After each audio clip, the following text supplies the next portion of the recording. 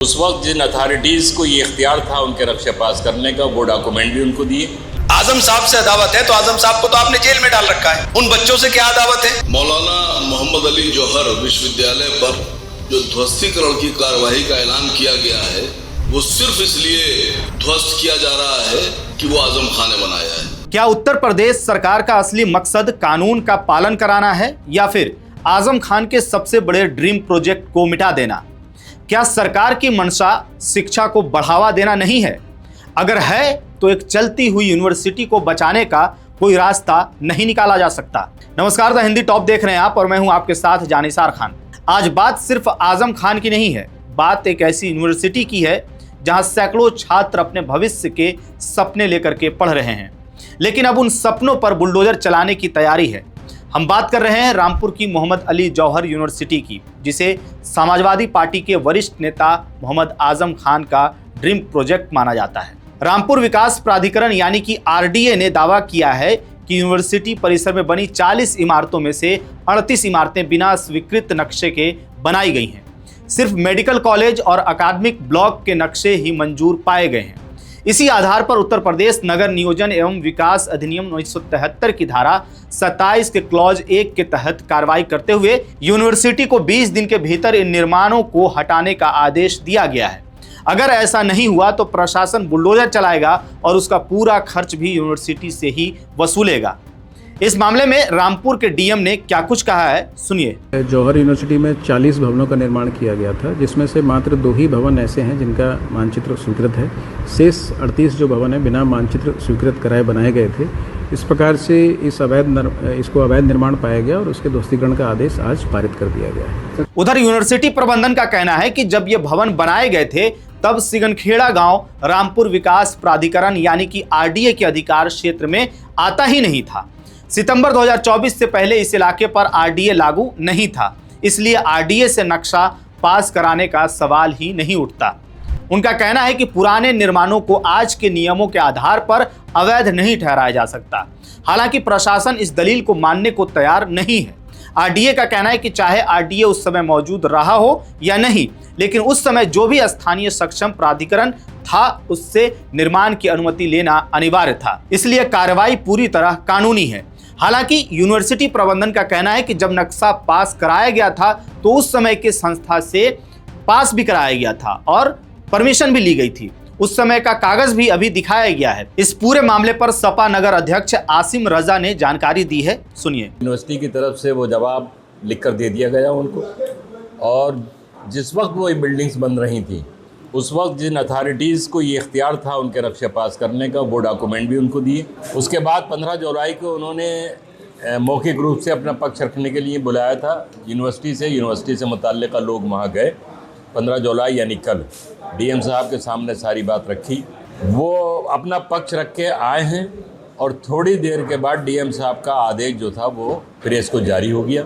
अफसोस की बात यह है कि कोई हिंदुस्तान का न्यायालय अगर इसके अलावा रामपुर में इस जो कार्रवाई हुई है, इसके अलावा पूरे हिंदुस्तान में किसी न्यायालय की या न्यायिक अथॉरिटी की ये मिसाल नहीं मिल सकती कि किसी वादी का पक्ष सुनने के बाद आप 10-15 मिनट के अंदर अपना निर्णय लिखित रूप से प्रेस को जारी कर दें। इसका मतलब ये सब सोची समझी पहले से साजिश है और यूनिवर्सिटी को नुकसान पहुंचाने की कोशिश हो रही है। अब यहाँ पर सवाल यह है कि अगर सरकार की मंशा वास्तव में कानून का पालन कराना है तो क्या इस पूरे मामले का कोई दूसरा समाधान नहीं निकल सकता था? क्या इन भवनों को नियमित करने, जुर्माना लगाने, कानूनी प्रक्रिया पूरी कराने या वैध कराने का कोई रास्ता नहीं था?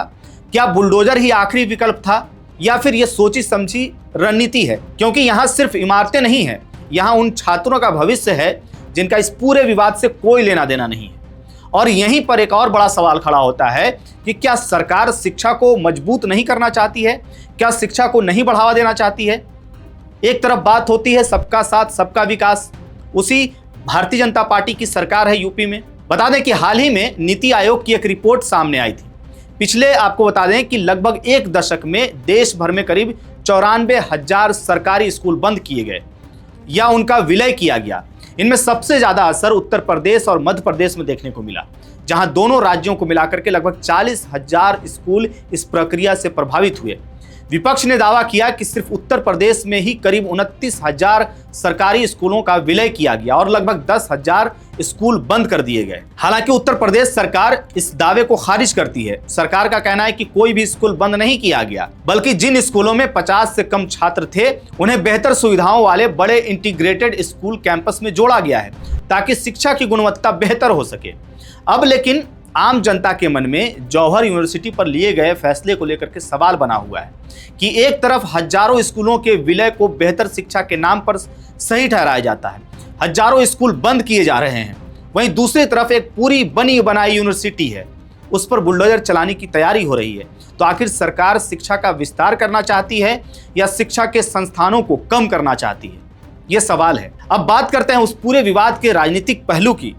आपको बता दें कि आजम खान उत्तर प्रदेश की राजनीति का बड़ा चेहरा रहे हैं। वे कई बार विधायक, सांसद और कैबिनेट मंत्री तक रह चुके हैं। लेकिन 2017 में योगी आदित्यनाथ सरकार बनने के बाद उनके खिलाफ मामलों की लंबी फहरिस्त सामने आई। मीडिया रिपोर्ट्स के मुताबिक उनके खिलाफ अब तक 100 से अधिक मुकदमे दर्ज हुए हैं, जिनमें जमीन कब्जाने, सरकारी रिकॉर्ड में हेराफेरी, भड़काऊ भाषण और कई अन्य आरोप शामिल हैं। कई मामलों में उन्हें सजा भी हो चुकी है, जबकि कुछ मामलों में वे बरी भी हुए हैं। यही वजह है कि समाजवादी पार्टी और विपक्ष इस कार्रवाई को सिर्फ कानूनी नहीं बल्कि राजनीतिक कार्रवाई बता रहे हैं। उनका आरोप है कि आजम खान को लगातार निशाना बनाया जा रहा है और अब उनके सबसे बड़े शैक्षणिक संस्थान को भी खत्म करने की कोशिश की जा रही है। इस मामले पर कांग्रेस नेता इमरान मसूद ने कहा कि अगर आजम खान से नफरत है तो उनको आपने जेल में डाल रखा है, लेकिन उन बच्चों से क्या नफरत है जो वहां पर पढ़ रहे हैं। आजम साहब से अदावत है तो आजम साहब को तो आपने जेल में डाल रखा है। उन बच्चों से क्या अदावत है या उस भवन से क्या अदावत है? अगर वो गलत बना तो कंपाउंडिंग करा दीजिए, विश्वविद्यालय के अंदर अपने आदमी बैठा दीजिए, आप चला लीजिए। बहुत सारे रास्ते हैं। मैं मुख्यमंत्री से आग्रह करूंगा कि बहुत सारे विश्वविद्यालय यहाँ होंगे जिनके नक्शे नहीं पास होंगे, तो ये उन बच्चों के साथ कम से कम जुल्म न करें जो बच्चे वहां पे शिक्षा ग्रहण कर रहे हैं। वहीं इस पूरे मामले पर AIMIM भी हमलावर है। MIM के प्रवक्ता आसिम वकार ने क्या कुछ कहा है वो भी आपको सुनवाते हैं। मौलाना मोहम्मद अली जौहर विश्वविद्यालय पर जो ध्वस्तीकरण की कार्यवाही का ऐलान किया गया है वो सिर्फ इसलिए ध्वस्त किया जा रहा है कि वो आजम खान ने बनाया है।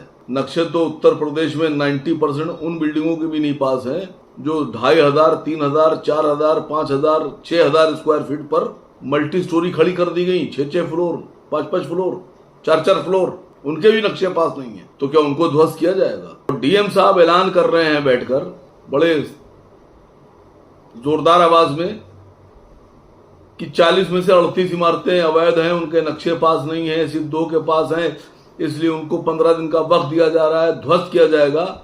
मुझे लगता है कि अगर DM साहब से ये पूछ लिया जाए कि जिस ऑफिस में आप बैठते हैं या जिस घर में रहते हैं उसका नक्शा पास है, तो बता नहीं पाएंगे।